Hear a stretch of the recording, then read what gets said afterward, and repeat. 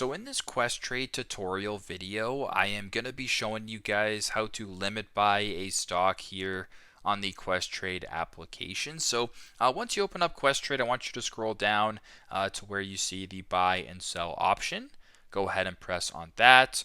Now once you're here and it says search a symbol, let's just go ahead for this demonstration and I will do NVIDIA stock. So NVDA, NVIDIA Corporation, just like that.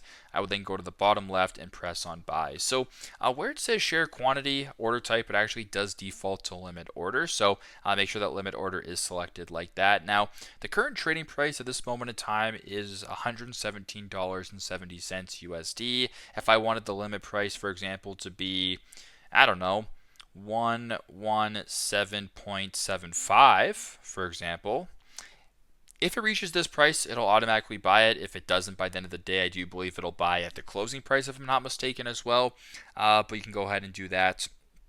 Same thing works vice versa. Press on next and then go through the process that way. So very simple, very straightforward. That is how to limit buy a stock here on the Questrade application.